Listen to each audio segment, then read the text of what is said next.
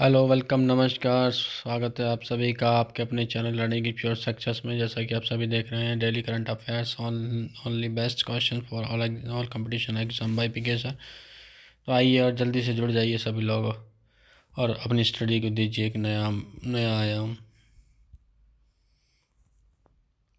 यहाँ पर आपको डेली करंट अफेयर्स की क्लासें मिलेंगी और यूपी टेट, सी टेट और सुपर टेट के लिए भी जल्दी ही क्लासें शुरू की जा रही हैं। तो आइए सभी लोग जुड़ जाइए और अपनी सफलता को दीजिए एक नया आयाम। तो ज़्यादा से ज़्यादा संख्या में लाइक कीजिए, सब्सक्राइब कीजिए चैनल और स्टडी कीजिए। तो चलिए आइए शुरू करते हैं आज का पहला अपना क्वेश्चन। तो ये रहा पहला प्रश्न आपकी स्क्रीन पर। प्रतिवर्ष दुनिया भर में प्रतिवर्ष विश्व मधुमेह दिवस कब मनाया जाता है? विश्व मधुमेह दिवस कब मनाया जाता है? तो जवाब दीजिए आप सभी, जल्दी जल्दी जवाब दीजिए। इसका दूसरा नाम है world diabetes day. World diabetes day भी इसको कहा जाता है। परीक्षा में कभी कभी ये भी पूछ लिया जाता है कि वर्ल्ड डायबिटीज़ डे कब मनाया जाता है। तो इस प्रकार जो है कई विद्यार्थी जो है कन्फ्यूज हो जाते हैं। तो ध्यान रखिएगा, इसका दूसरा नाम है वर्ल्ड डायबिटीज़ डे। तो जल्दी से जल्दी बताइए, कमेंट कीजिए इसका उत्तर क्या होगा।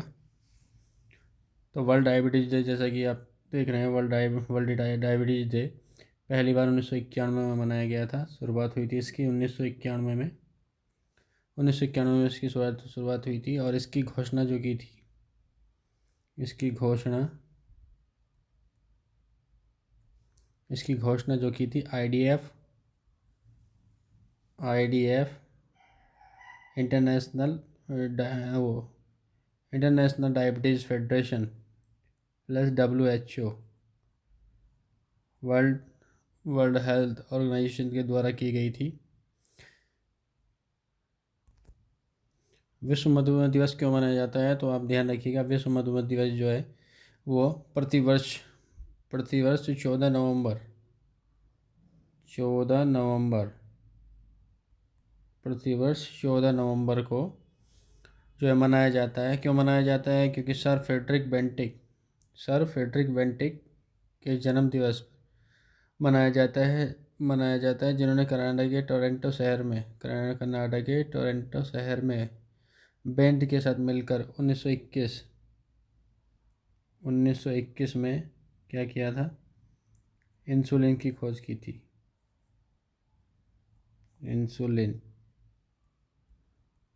इंसुलिन की खोज की थी 1921 में। इंसुलिन की खोज की थी फ्रेडरिक बेंटिक।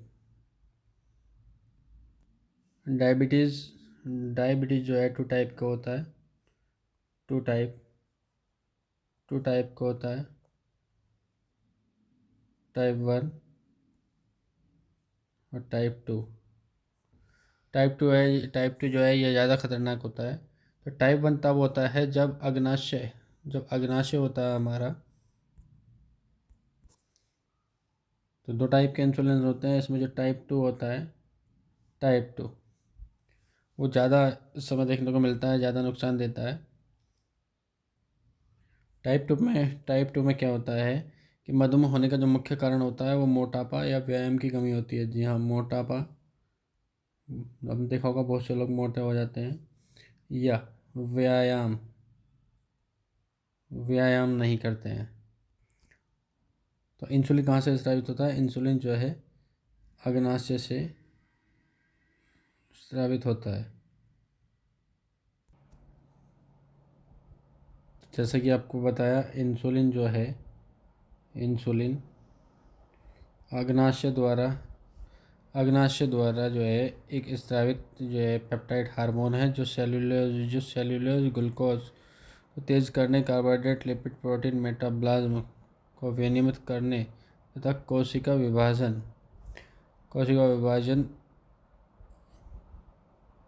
एवं विकास को बढ़ावा देकर सामान्य रक्त शर्करा को जो है बनाए रखने में मदद करता है। यह एकमात्र क्या है? यह एकमात्र यह एकमात्र गैर संचारी रोग है जिसका लोगों में कम होने के बजाय ज़्यादा होने का जोखिम बढ़ रहा है। जिसका लोगों में ज़्यादा होने की जगह कम होने की जगह ज़्यादा होने का जोखिम बढ़ रहा है, यानी कि बढ़ता ही जा रहा है। इसका जो उपचार है वो जागरूकता ही है। विश्व मधुमेह दिवस की थीम, जी हाँ, 2022 विश्व मधुमेह दिवस की थीम क्या थी? तो ध्यान रखिए, 2022 विश्व मधुमेह दिवस की थीम थी एक्सेस टू डायबिटीज़ एजुकेशन। क्या है? एक्सेस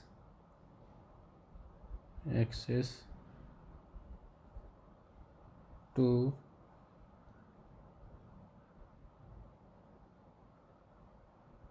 डायबिटीज़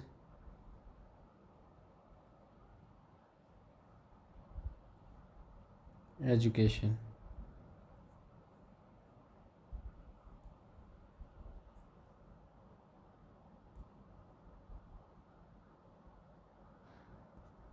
तो विश्व मधुमेह दिवस की थीम क्या है?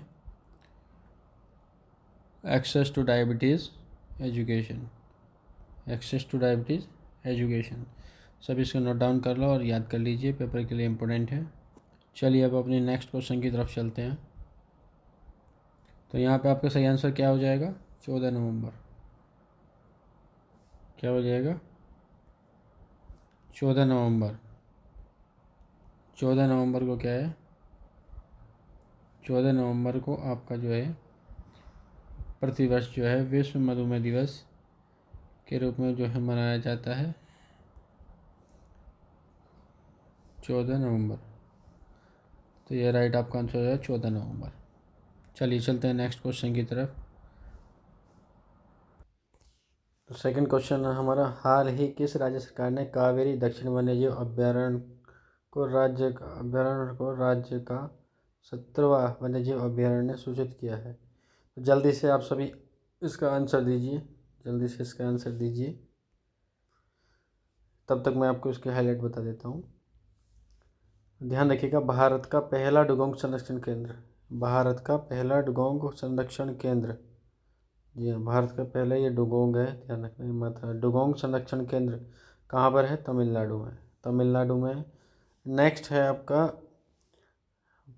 कडाउर सलेडर लॉरेस अभ्यारण्य, जी हाँ, इम्पोर्टेंट है, ये भी ध्यान रखिएगा, ये भी कहाँ है? तमिलनाडु में है। नेक्स्ट है आपका मेटूर बांध कहाँ है? ये भी तमिलनाडु में है। इसके बाद इसके अलावा जो है इसमें आपको ध्यान रखना है कि तमिलनाडु का 17वां वन्य जीव अभ्यारण्य कावेरी दक्षिण जीव अभ्यारण्य है। यह कावेरी नदी पर स्थित है और कर्नाटक के कोडागु जिले में इसका उद्गम स्थल है। आपसे क्वेश्चन कुछ भी पूछ सकता है, कावेरी का उद्गम स्थल क्या है? तो यह है कोडागु। कोडागु जो है, कोडागु जिला जो है कर्नाटक का, इसका जो है उद्गम स्थल है। और वन्य जीव अभ्यारण्यों को वन्य जीव संरक्षण अधिनियम 1972 के तहत अनुसूचित किया जाता है। तो यहाँ से आपसे प्रश्न पूछ सकता है कि भारत का पहला डुगोंग संरक्षण केंद्र कहाँ पर है? तो आप बताएंगे तमिलनाडु में है। इसके अलावा आपसे पूछ सकता है कि कडाउर लोरिस अभ्यारण्य कहाँ है? ये भी तमिलनाडु में है। इसके अलावा नेक्स्ट आपसे पूछ सकता है तमिलनाडु 17वां वन्य जीव अभ्यारण्य कावेरी दक्षिण जीव अभ्यारण्य है, यह कावेरी नदी पर स्थित है। कावेरी नदी का उद्गम स्थल कहाँ है? तो यह कोडागु, कर्नाटक के कोडागु जिले में है। और ये भी पूछ सकता है कि वन्य जीव अभ्यारण्यों को वन्य जीव संरक्षण के किस अधिनियम के तहत जो है अनुसूचित किया गया है? तो यहाँ पे आपका आंसर होगा 1972 अधिनियम के तहत इसको जो है अनुसूचित किया गया है। तो यहाँ पे आपका सही आंसर क्या होगा?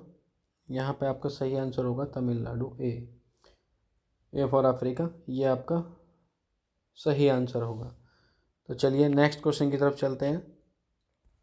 तो हमारा तीसरा प्रश्न है, वर्तमान में कुल कितनी रामसर साइट है? भारत में वर्तमान में कुल कितनी रामसर साइट है? रामसर साइट, तो ये आप बताइए, कमेंट कीजिए, आंसर कीजिए और बताइए भारत में कितनी रामसर साइट हैं? अब तक कितनी रामसर साइट हैं? तो सबसे पहले आप ध्यान रखिएगा, यहाँ पे कुछ इसके मुख्य टॉपिक जो आपसे पेपर में पूछे जाते हैं। विश्व आर्द्रभूमि दिवस कब मनाया जाता है? तो 2 फरवरी को मनाया जाता है। आर्द्र भूमि दिवस क्या है? आर्द्र भूमि दिवस कब मनाया जाता है? 2 फरवरी को मनाया जाता है। तो ये ध्यान रखिएगा, विश्व आर्द्र भूमि दिवस कब मनाया जाता है?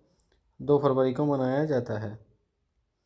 अब रामसर साइट पूछा गया, तो यहाँ से बता दें आपका रामसर सम्मेलन जो है ये आर्द्र भूमि संरक्षण के लिए 2 फरवरी 1971 को ईरान 2 फरवरी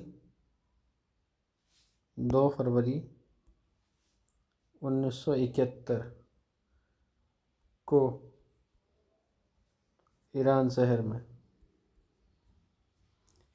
में जो है इस सम्मेलन का आयोजन किया गया था। और इस सम्मेलन का आयोजन रामसर शहर में होने के कारण इसका नाम क्या पड़ा? रामसर।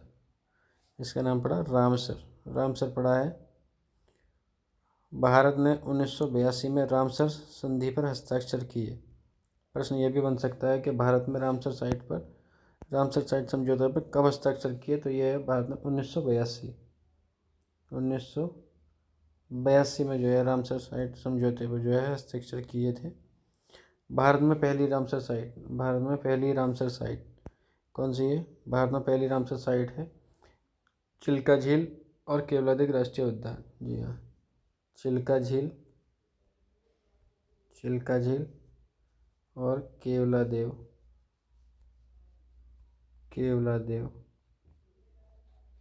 उद्यान, ये पहली रामसर साइट है। इसको ध्यान रखिएगा कि सबसे पहली रामसर साइट अगर पूछ लिया जाए तो चिल्का झील और केवलादेव राजस्थान में स्थित है। केवलादेव, और जो चिल्का झील है वो उड़ीसा में है। चिल्का झील कहाँ है? उड़ीसा में। चिल्का झील उड़ीसा में है। तो उड़ीसा में चिल्का झील और राजस्थान में स्थित केवलादेव उद्यान को अक्टूबर 1981 में रामसर साइट में मान्यता, इसलिए यह भारत की पहली रामसर साइट है। ठीक है, कब दिया गया था इनको मान्यता? 1981 में इनको मान्यता दी गई है। इम्पोर्टेंट है, ध्यान रखना, पेपर में अक्सर पूछी जाती है। अब अगला प्रश्न आपसे पूछ सकता है यहाँ पे ये कि भारत में सर्वाधिक रामसर साइट कहाँ पे है? तो भारत में सबसे सर्वाधिक कहाँ पे है? तमिलनाडु। कितनी रामसर साइट है तमिलनाडु में? 14 रामसर साइट तमिलनाडु के अंदर है। ये चीज़ आप ध्यान रखिएगा। कॉपी पेन आपने ले रखे होंगे, हाथ के हाथ नोट करते चलिए ताकि आपको कोई भी क्वेश्चन करने में दिक्कत ना हो और कोई भी क्वेश्चन ना छूटे। अगला पूछ लेते हैं, सबसे बड़ा रामसर स्थल कौन सा है? तो सबसे बड़ा रामसर स्थल कौन सा है? सबसे बड़ा रामसर स्थल, तो सबसे बड़ा रामसर स्थल कौन सा है? पश्चिम बंगाल स्थित सुंदरवन डेल्टा क्षेत्र भारत का सबसे बड़ा रामसर स्थल है। यह आदिभूमि क्षेत्र का लगभग 4230 वर्ग किलोमीटर के क्षेत्रफल में फैला हुआ है और उसको वर्ष 2019 में रामसर साइट के रूप में मान्यता प्राप्त की गई थी। कब? वर्ष 2019 में रामसर साइट के रूप में यह मान्यता दी गई थी। अब यहीं पे आपसे पूछ सकता है भारत का सबसे छोटा रामसर स्थल कौन सा है? तो भारत का सबसे छोटा रामसर स्थल कौन सा है? तो यह है हिमाचल प्रदेश। क्या है ये? हिमाचल प्रदेश का रेणुका आर्द्रभूमि क्षेत्र है। यह लगभग 0.2 किलोमीटर क्षेत्र में फैला हुआ है, क्षेत्र में फैला गया है और वर्ष 2005 में से रामसर साइट जो है घोषित किया गया था। वर्ष 2005 में किसे? हिमाचल प्रदेश रेणुका आर्द्रभूमि को। अब अगला क्वेश्चन बताता है, विश्व में सर्वाधिक रामसर साइट। तो विश्व में सर्वाधिक रामसर साइट कहाँ है? यूनाइटेड किंगडम में है। यूनाइटेड किंगडम में कितनी है? 175 रामसर साइट जो है यूनाइटेड किंगडम में है आपके हैं। तो आर्द्रभूमि दिवस कब मनाया जाता है? 2 फरवरी को मनाया जाता है। और रामसर सम्मेलन कहाँ हुआ था? ईरान में हुआ था। कहाँ हुआ था रामसर से? ईरान में हुआ था 2 फरवरी 1971 को। और भारत ने इस पर कब हस्ताक्षर किए थे? 1982 में किए थे। और भारत की पहली रामसर साइट कौन सी है? चिल्का झील और केवलादेव। चिल्का दिल कहाँ पे है आपका? उड़ीसा में स्थित है। और केवला देव अभयारण्य कहाँ पे है? राष्ट्रीय उद्यान, यह राजस्थान में स्थित है। और इनको कब मान्यता दी गई थी रामसर साइट के रूप में? अक्टूबर 1981 में जो है इनको मान्यता दी गई थी। और भारत का सबसे बड़ा रामसर स्थल कौन सा है? पश्चिम बंगाल, सुंदरवन डेल्टा क्षेत्र भारत का सबसे बड़ा जो है रामसर साइट है। इसको वर्ष 2019 में जो है मान्यता दी गई थी। भारत का सबसे छोटा रामसर साइट कौन सा है? हिमाचल प्रदेश का रेणुका आर्द्रभूमि, 0.2 किलोमीटर एरिया में फैला हुआ है। विश्व में सर्वाधिक रामसर साइट कहाँ पे है? यूनाइटेड किंगडम में है। तो चलिए चलते हैं अपने नेक्स्ट क्वेश्चन की तरफ।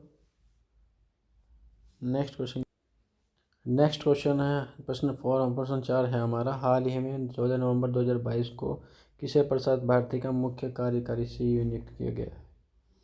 तो जल्दी से अपना आंसर दीजिए, जल्दी से अपना जवाब दीजिए, जल्दी से क्वेश्चन का जवाब दीजिए। प्रसार भारती, तो यहाँ पे कुछ मैं आपको मुख्य तथ्य बताता हूँ। प्रसार भारती की स्थापना कब हुई थी? 23 नवंबर 1997 को प्रसार भारती की जो है स्थापना हुई थी। 23 नवंबर 1997 को। प्रसार भारती का मुख्यालय कहाँ है? नई दिल्ली।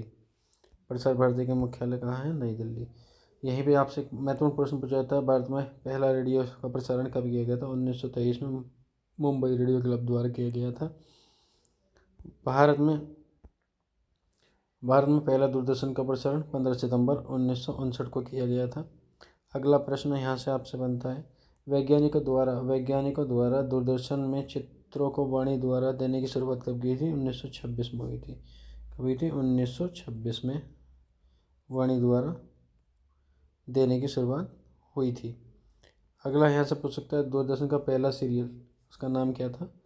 हम लोग। क्या नाम था उसका? हम लोग। हम लोग। और भारत में पहली बार रंगीन टीवी की शुरुआत हुई थी 25 अप्रैल 1982 को। और दूरदर्शन का पहला सीरियल हम लोग, इसका प्रसारण कब हुआ था? 7 जुलाई 1984 को। 7 जुलाई 7 जुलाई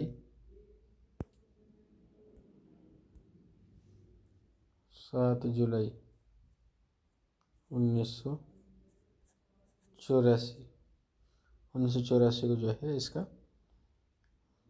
प्रसारण हुआ था।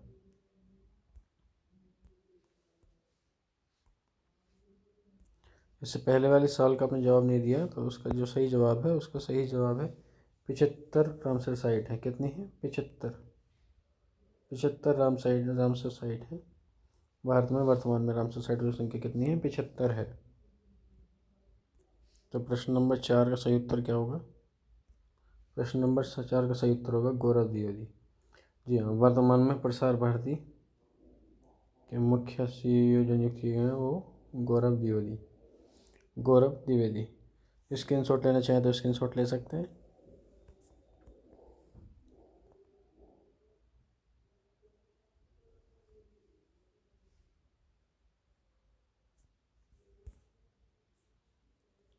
आइए चलिए चलते हैं अपने आगे नेक्स्ट क्वेश्चन की तरफ।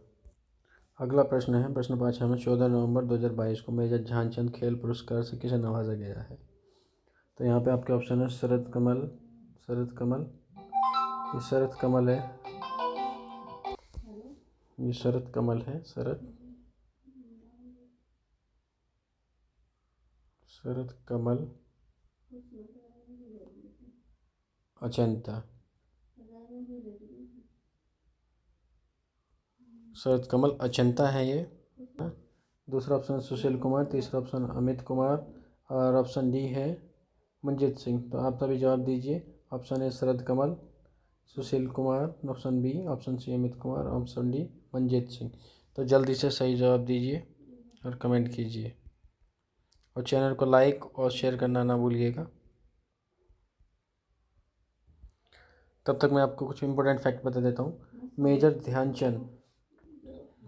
ध्यानचंद खेल रत्न पुरस्कार का पूरा नाम, मेजर ध्यानचंद खेल रत्न पुरस्कार का पुराना नाम क्या है? ये ध्यान रखिएगा, इंपॉर्टेंट है। राजीव गांधी खेल रत्न पुरस्कार। जी हाँ, सबसे पहले इसका नाम क्या था? राजीव गांधी खेल रत्न पुरस्कार। राजीव गांधी। अब राजीव गांधी खेल रत्न पुरस्कार की घोषणा कब की गई थी? शुरुआत की गई थी 1991 में। जी हाँ, और राजीव गांधी खेल रत्न पुरस्कार के अंतर्गत दी जाने वाली राशि कितनी है? 25 लाख रुपये। कितनी है? 25 लाख रुपये है। सर्वप्रथम राजीव गांधी खेल रत्न पुरस्कार से किसे सम्मानित किया गया था? तो विश्वनाथन आनंद को किया गया था, जो शतरंज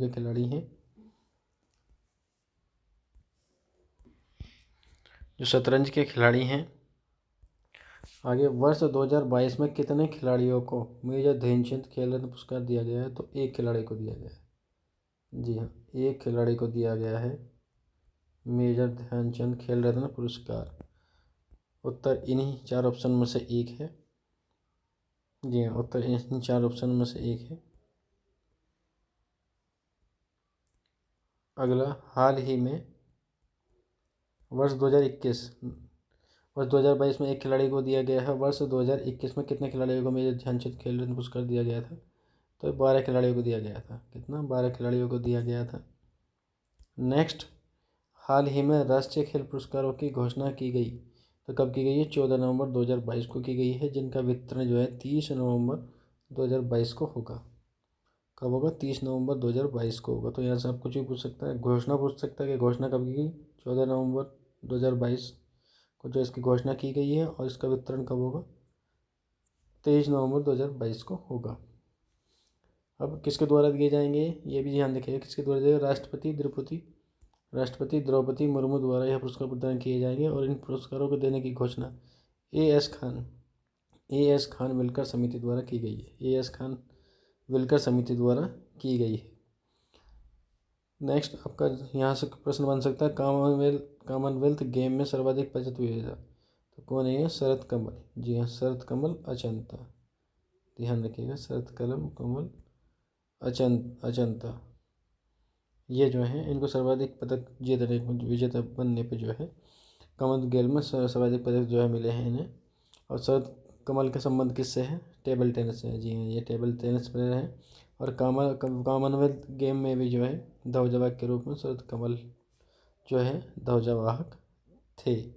तो बताइए इसका सही आंसर क्या है? तो इसका सही आंसर होगा ऑप्शन ए फॉर ऑस्ट्रेलिया, शरद कमल अजंता। जी हाँ, इन्हीं के बारे में आपको भी नीचे बताया गया है कि सर्वाधिक जो है कॉमनवेल्थ गेम में सर्वाधिक पदक विजेता कौन है? तो ये है शरद कमल अचंता। और यहीं पे इनका संबंध किससे है? टेबल टेनिस से है। और कॉमनवेल्थ गेम में समापन में ध्वजवाहक कौन बने थे? शरद कमल अचंता बने थे। जैसा कि मैंने आपको बहुत सारे प्रश्न जो है करा दिए हैं, यहाँ से प्रश्न बाहर नहीं जाएगा, और यहीं से जो है आपको प्रश्न देखने के लिए मिल जाएगा। तो इसलिए ध्यान से जो है पढ़िए, रीड कीजिए, और अपना कॉपी पेन लेकर के और नोट कर लीजिए। चलिए चलते हैं अगले प्रश्न की तरफ। स्क्रीनशॉट लेना तो ले लीजिए।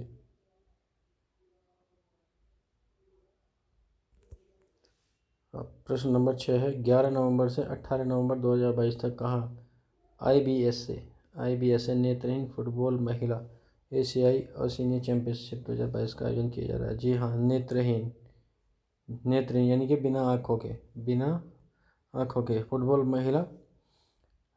महिला एशियाई ओशियन कप का आयोजन कहाँ किया जा रहा है? जल्दी से उत्तर दीजिए। Option A Mumbai, option B Kerala Kochi, option C Rajasthan, option D Nai Delhi. तो बताइए क्या ऑप्शन होगा?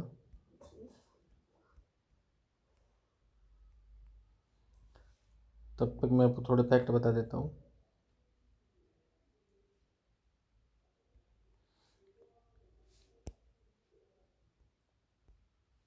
देखिए, इस महिला फुटबॉल एसोसिएशन चैंपियन का उद्घाटन किसने किया है? केरल के राज्यपाल हैं। कौन है केरल के राज्यपाल? आरिफ मोहम्मद खान द्वारा जो है किया जा रहा है। आई बी एस ए की स्थापना यानी कि इंटरनेशनल ब्लाइंड स्पोर्ट एसोसिएशन की स्थापना कब हुई है? 1981 में हुई है। 1981 में इसकी स्थापना हुई है। Next, I B S A का मुख्यालय कहाँ है? ये बॉन जर्मनी में है। आई बी एस ए ये आई बी एस ए भी है। ये आई बी एस सी की फुल फॉर्म क्या है? International blind sport association. क्या है? International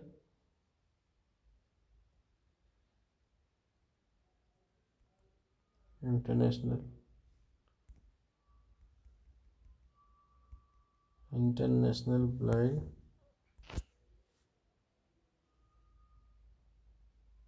inter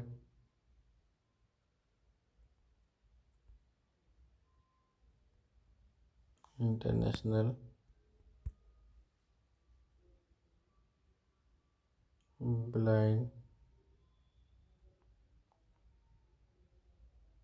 sport association.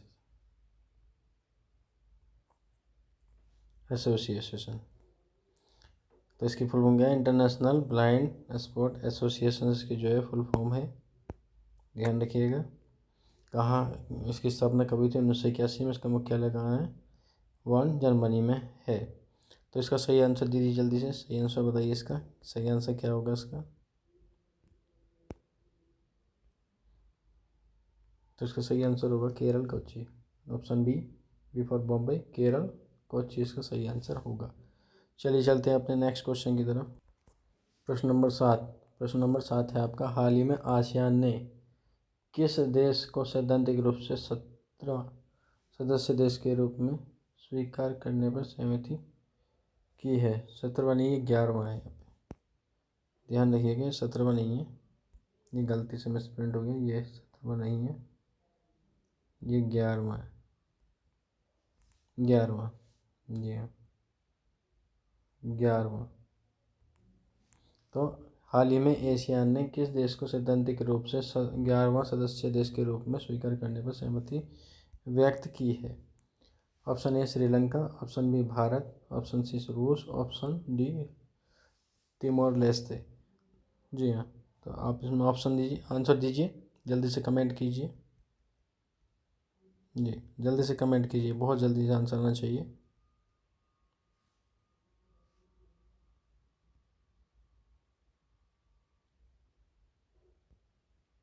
इसके महत्वपूर्ण बिंदु, आसियान में वर्तमान में कितने सदस्य हैं? तो 10 सदस्य हैं। 11वां ये जोड़ने जा रहा है। आसियान की स्थापना कब हुई थी? आसियान की स्थापना कब थी? 1967 में हुई थी आसियान की स्थापना। आसियान का मुख्यालय कहाँ है? आसियान का मुख्यालय है जकार्ता, इंडोनेशिया के अंतर्गत इसका जो है मुख्यालय है। आसियान की फुल फॉर्म क्या है? Association of south east Asian Nations, ये इसकी फुल फॉर्म है। तो जल्दी से आंसर दीजिएगा, बताइएगा क्या आंसर है इसका।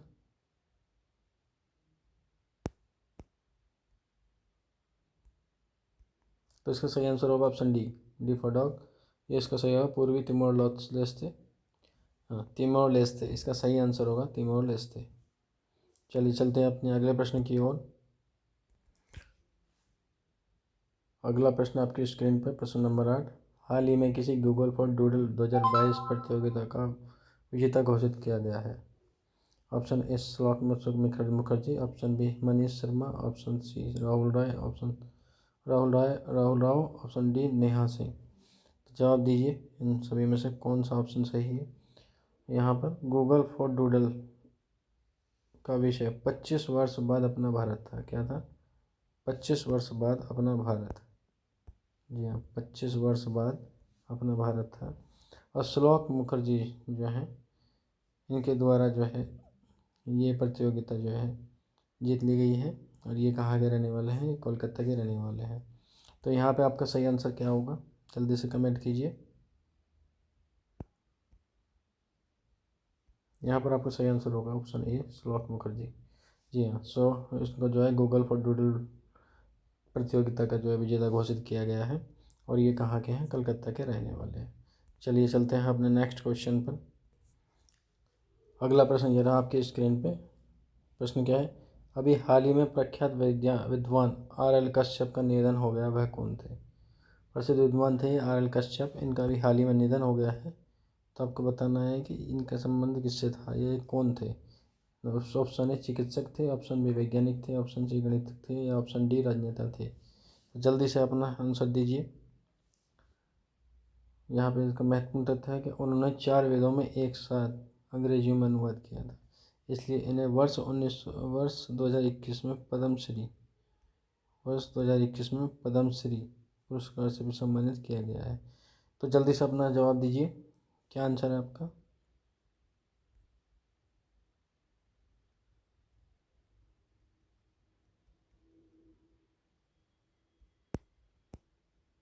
तो आपका सही जवाब होगा option C, C for cat, गणितज्ञ। तो इनका संबंध किससे था? ये एक गणितज्ञ थे। कौन थे? ये एक गणितज्ञ थे। इन्होंने क्या किया था? 4 वेदों को एक साथ अंग्रेजी में अनुवाद किया था। 4 वेद तो आप जानते ही हो। इसलिए इन्हें वर्ष 2021 में पद्मश्री पुरस्कार से जो है सम्मानित किया गया था। 4 वेद आप जानते ही हैं। ऋग्वेद,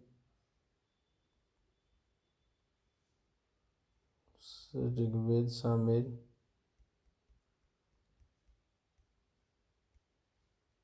कौन से? ऋग्वेद, सामवेद, अथर्ववेद और यजुर्वेद। ये 4 वेद हैं आपके। इनका जो है एक साथ अंग्रेजी भाषा में अनुवाद इन्होंने किया था, इसलिए इनको जो है इनका निधन हो गया। ये प्रसिद्ध गणितज्ञ थे और इनको इसलिए पद्मश्री पुरस्कार से जो है सम्मानित किया गया वर्ष 2021 में। चलिए चलते हैं अपने नेक्स्ट क्वेश्चन की तरफ। ये रहा आपकी डिस्प्ले, आपकी स्क्रीन पर आज का अंतिम और लास्ट प्रश्न। भारतीय राष्ट्रीय फिल्म महोत्सव के 53वें संस्करण का आयोजन 53वें संस्करण का आयोजन जो है 20 से 28 नवंबर को कहाँ किया जाएगा? Option A Goa, option B New Delhi, option C Gujarat और ऑप्शन डी मुंबई। तो जल्दी से अपना आंसर दीजिए और कमेंट कीजिए। इसमें 79 देशों की 280 फिल्में दिखाई जाएंगी। 79 देशों 79 देशों की जो है 280 फिल्में दिखाई जाएंगी। और यहाँ पे जो सत्यजीत रे लाइफ टाइम अचीवमेंट अवार्ड जो है स्पेनिश फिल्म निर्देशक कार्लोस सोरा को दिया जाएगा। किसे दिया जाएगा? कार्लोस सोरा को दिया जाएगा। कार्लोस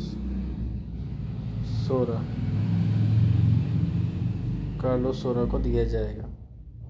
तो जल्दी से अपना आंसर दीजिए, कमेंट कीजिए।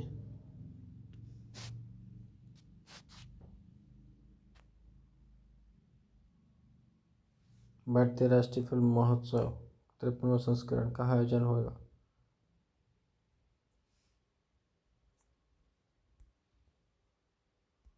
तो आपका सही आंसर होगा ऑप्शन ए गोवा। तो इसका जो आयोजन किया जा रहा है 20 से 28 नवंबर तक वो किया जा रहा है गोवा में। सही आंसर आपका होगा गोवा। तो गोवा इसका सही आंसर होगा। तो चैनल को जल्दी ज़्यादा से ज़्यादा लाइक कीजिए, सब्सक्राइब कीजिए। ज़्यादा से ज़्यादा लाइक कीजिए, सब्सक्राइब कीजिए। चैनल को ज़्यादा से ज़्यादा लाइक कीजिए, सब्सक्राइब कीजिए। लाइक कीजिए, सब्सक्राइब कीजिए। जुड़िए ज़्यादा से ज़्यादा संख्या में।